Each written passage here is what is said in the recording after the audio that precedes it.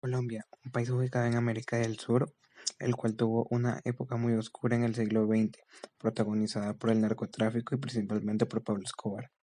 En este tiempo había muchas persecuciones, también habían secuestros a líderes políticos, entre otras personas muy importantes. Principalmente esto era porque los narcotraficantes de la época no estaban conformes con las leyes implantadas por estas personas. Además, ellos también hacían narcoterrorismo, y esta fue una de las épocas más oscuras de Colombia por los dichosos carros bomba o incluso la bomba al avión de Avianca. Fue una de las épocas más sangrientas de Colombia, porque no solo murieron policías, sino también secuaces de los narcotraficantes o incluso las personas que ellos reclutaban.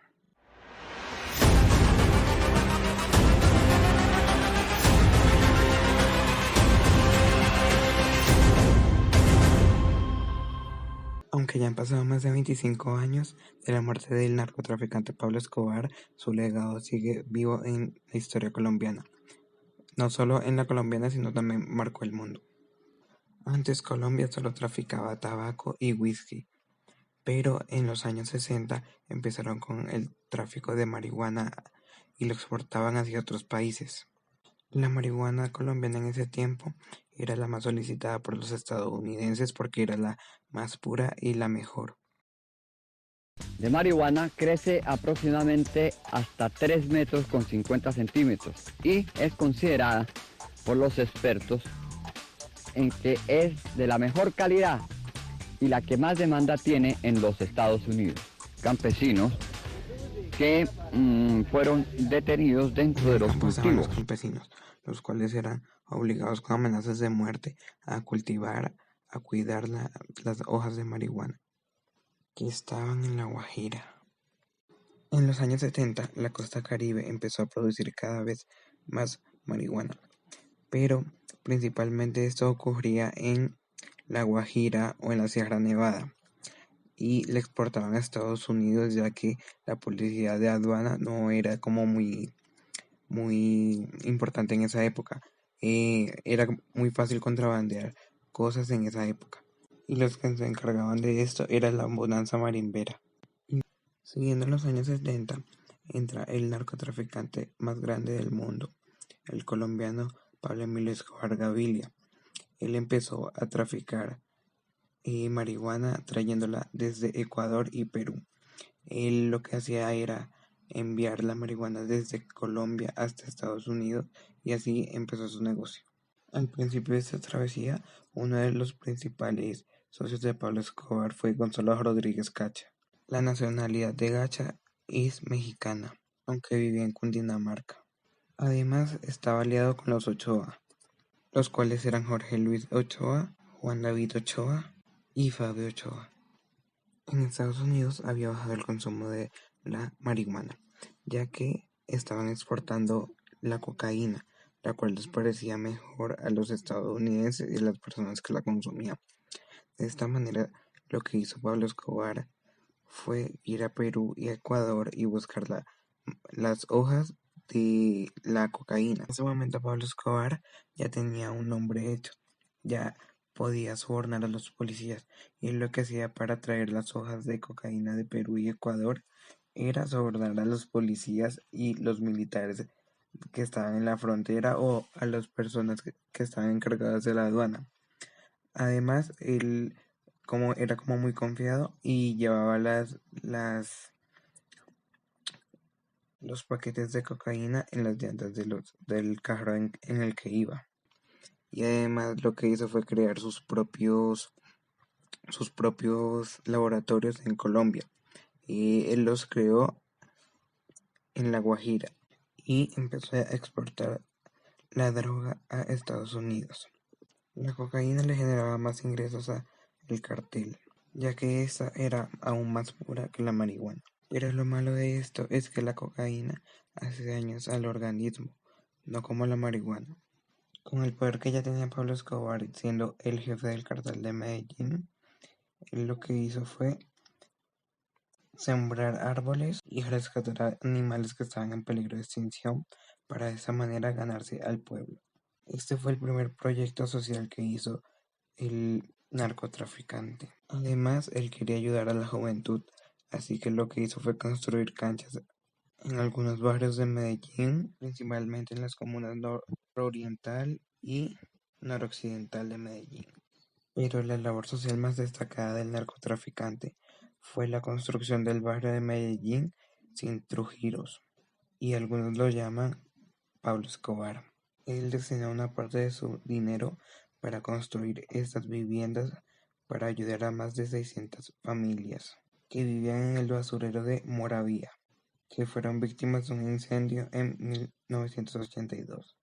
Luego de hacer estas obras sociales, decidió comenzar una carrera política y él quería tener un cargo en la Cámara de Representantes. Y en 1982 cumplió su objetivo y llegó al Congreso como suplente de curul de Jairo Ortega.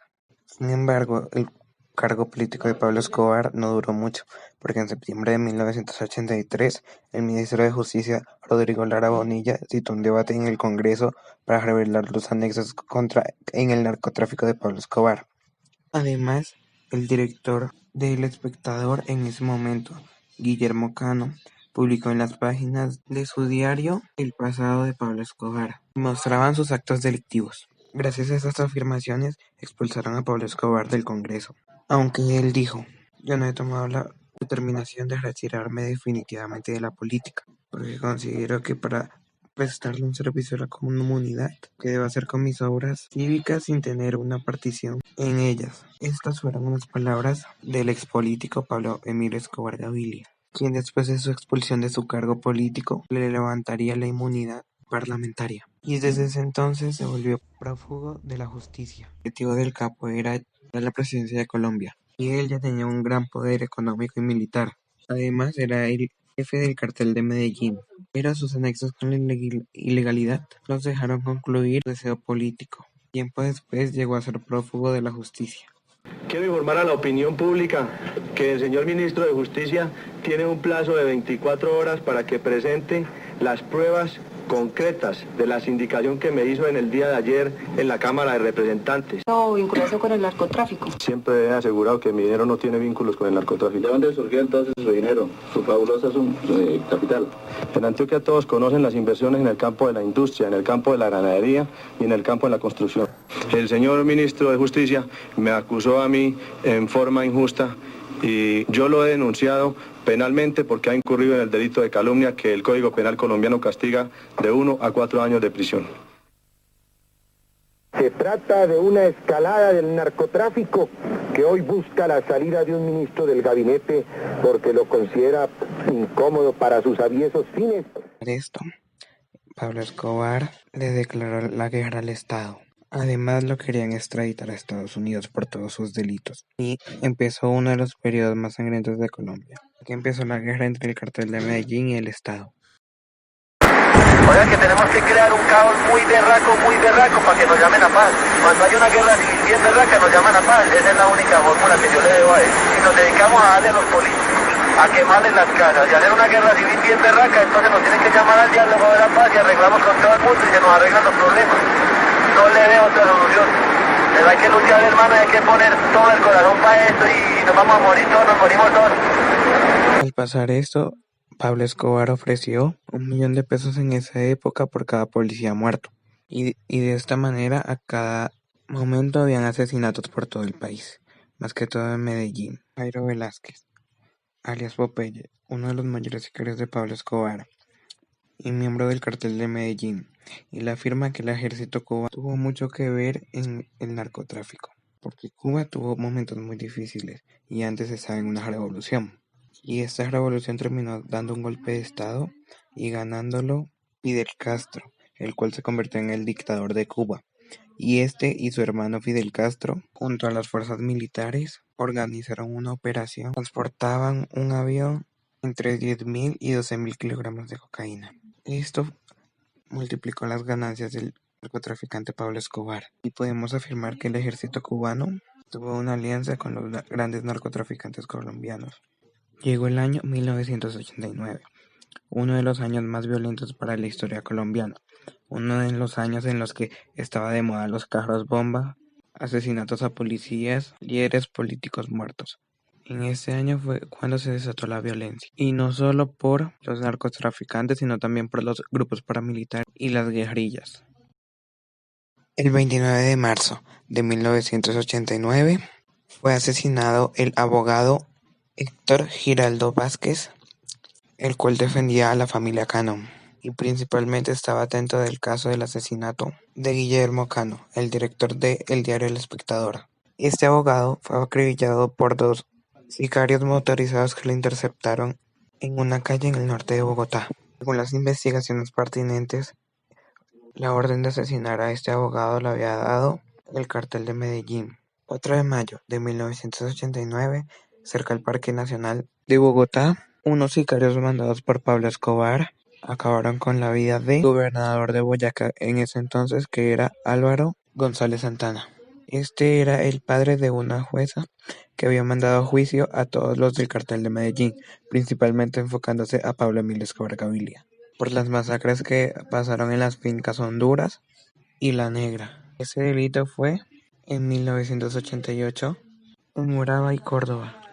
El 4 de julio de 1988 estalló un carro bomba en el estadio de Medellín y este atentado causó la muerte del gobernador de Antioquia, Antonio Rondal Betancur, y él en ese momento se desplazaba en un carro especial hacia su despacho. Este crimen fue hecho por sicarios del Cartel de Medellín. Desde muchas investigaciones se conoció que el gobernador había sido asesinado por error, porque los sicarios confundieron el carro con la del entonces director de la policía de Antioquia, el coronel Barnemal Franklin King. El 18 de agosto de 1989, en la capital antioqueña, fue asesinado el comandante de la policía de Antioquia, el coronel Barnemal Franklin Quintero. El asesinato fue en un semáforo en rojo, y ahí fue donde los sicarios aprovecharon para acribillar al coronel. El asesinato estuvo a cargo del Cartel de Medellín, y este cartel lo quería ver muerto porque en los 7 meses que estuvo el coronel a cargo, le hizo grandes golpes al Cartel de Medellín y en sí al narcotráfico. 18 de agosto de 1989. Este fue un día muy importante en la historia colombiana, que este fue el día que fue asesinado el candidato presidencial Luis Carlos Galán Sarmiento, y este candidato tenía más del 60% de la favorabilidad de las encuestas realizadas, y estaba ya prácticamente a 9 meses de convertirse en presidente.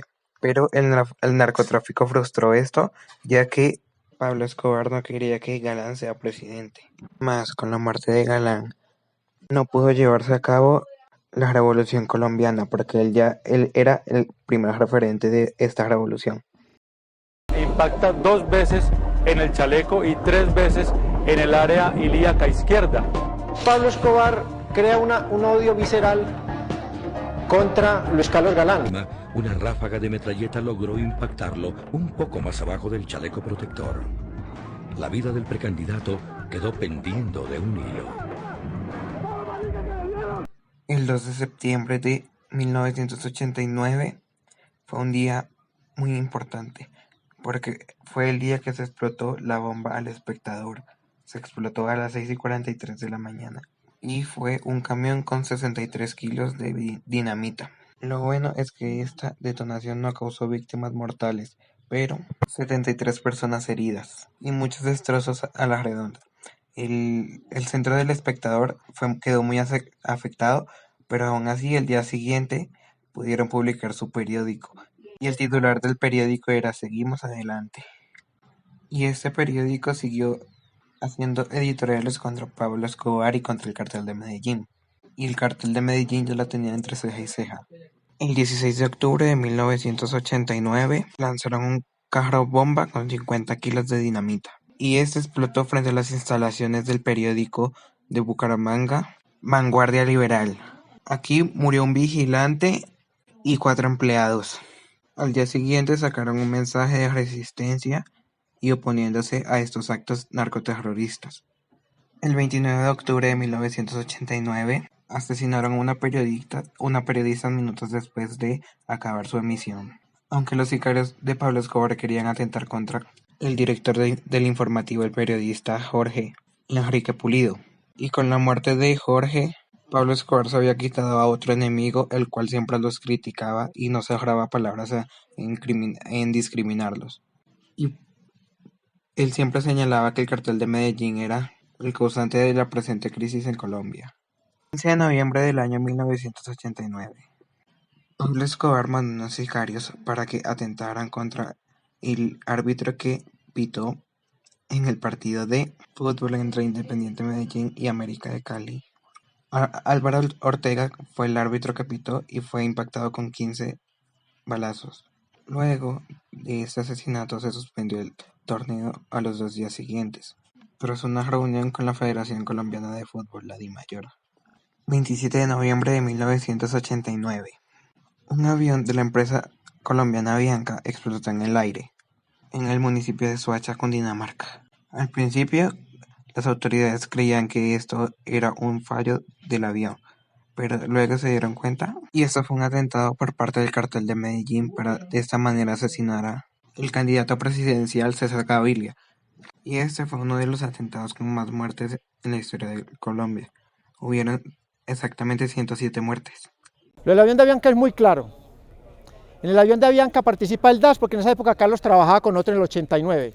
Nosotros tratamos de matar al presidente, al candidato César Gaviria Trujillo varias veces.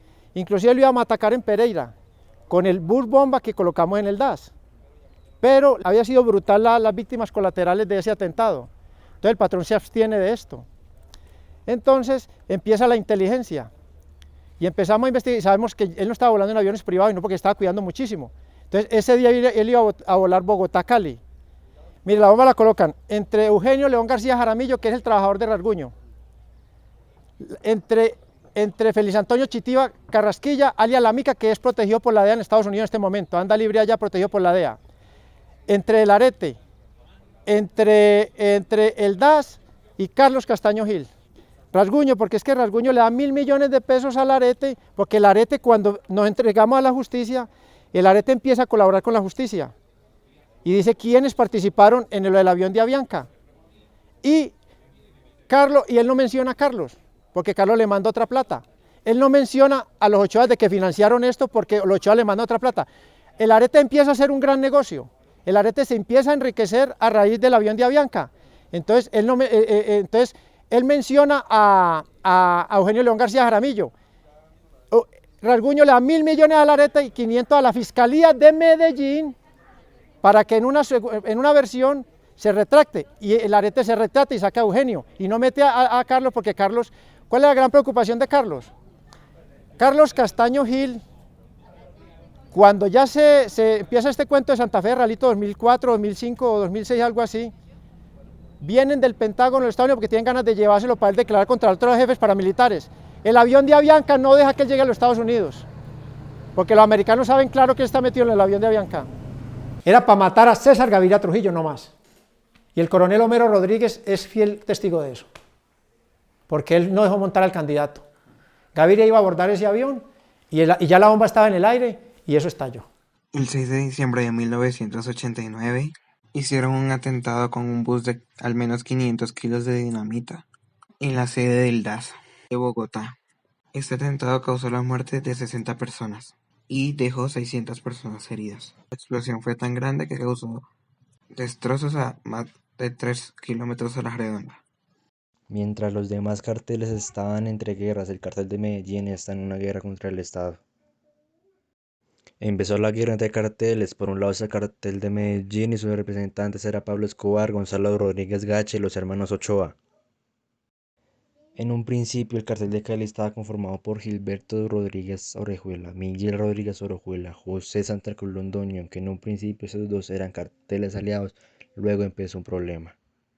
El principal problema de estos dos carteles fue que Gilberto Rodríguez y José Santa Cruz estuvieron por un tiempo en la cárcel, y como eran muy amigos dijeron de que iban a seguir al mismo tiempo, y José Santa Cruz lo traicionó.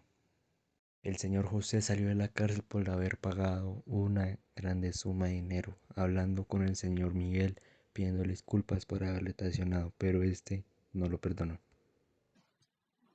Relata John Jairo Velázquez alias JJ que el cartel de Medellín solo le ganó 2 veces al cartel de Cali Y esto es porque el cartel de Medellín tenía que batallar con otras personas. Por ejemplo, el cartel de Medellín estaba en guerra con las guerrillas y con el Estado, mientras que el cartel de Cali se alió con el Estado para derrocar a Pablo Escobar.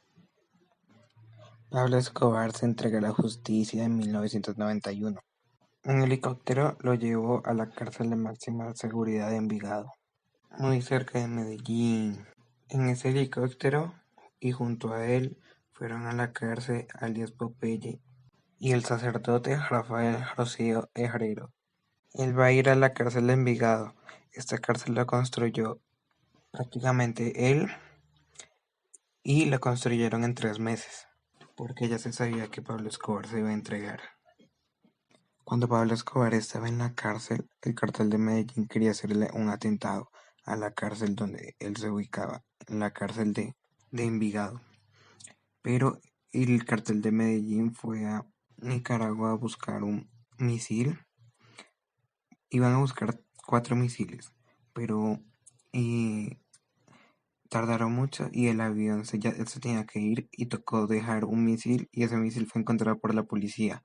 Y gracias a eso le avisaron a las noticias que el cartel de Cali trataba de hacer un atentado al cartel de Medellín, a la cárcel donde estaba Pablo Escobar.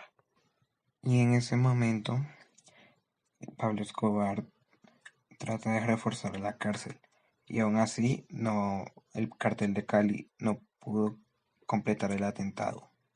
Desde entonces se da cuenta que Pablo Emilio Escobar Gaviria sigue teniendo sus negocios dentro de la cárcel, así que lo que hace es llevar fuerzas militares y hacer que tomen el control de la cárcel, porque como ya antes lo había dicho, esta cárcel fue creada por Pablo Escobar, y cuenta uno de sus tenientes, que es alias Popeye, que como la cárcel de su escape fue porque cuando estaban construyendo la cárcel, ellos ya tenían planificado por dónde se iban a escapar.